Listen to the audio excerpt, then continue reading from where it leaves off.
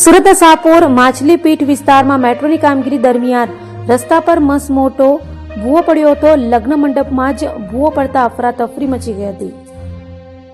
સુરત સાપોર માછલીપીઠ વિસ્તારમાં મેટ્રોની કામગીરીના કારણે રસ્તા પર મોટો ભૂવો પડ્યો હતો. લગ્ન પ્રસંગનો મંડપ પણ આ ભૂવામાં અડધો ગરકાવ થયો હતો.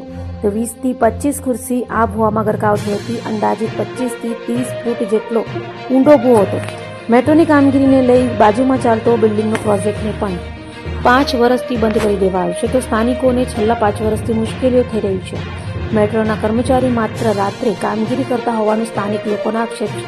તો આખી રાત ભૂવાની અંદર માટી પૂરવાનું કામ ચાલ્યું છતાં સવાર સુધીમાં આ ભૂવો સંપૂર્ણ ભરાયો નહોતો. અગાઉ પણ મેટ્રોની કામગીરી લઈને એક ભૂવો પડ્યો હતો.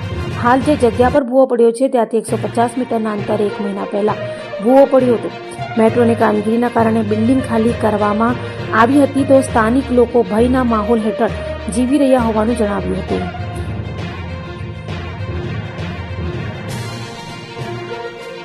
આમિર લિયાકત અલી કાઝી સાહેબ, ઘટના બની છે કે મેટ્રોના લીધે અહીંયા બે ભૂવા પડી ગયા. બરાબર 50 60 ફૂટના બે ભૂવા પડી ગયા ને અમારા એરિયા આખો ખરાબ થઈ ગયો. બધા એરિયામાંથી ઘર ખાલી કરીને જાય છે. હવે કોઈ ઘરને કઈ નુકસાન થાય તો એનો ભરણ પોષણ કોણ કરશે?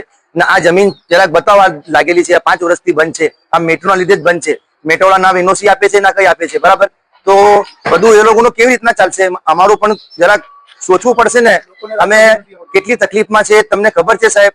કમિશનરને એક જ મારા હાથ જોડીને વિનંતી છે કે આ કામને પૂરો કરો ને જે લોકોની સાઈડ બંધ છે એ લોકોની સાઈડની પરમિશન આપો. બરાબર, નહીં તો પછી કાલ ઉઠીને કઈ થાય તો બાકી કાલ ઉઠીને કઈ થાય તો આ બધા માણસ 1000-1500 આદમી સુડા ભવન ને એસએમસી માં તમને મળશે.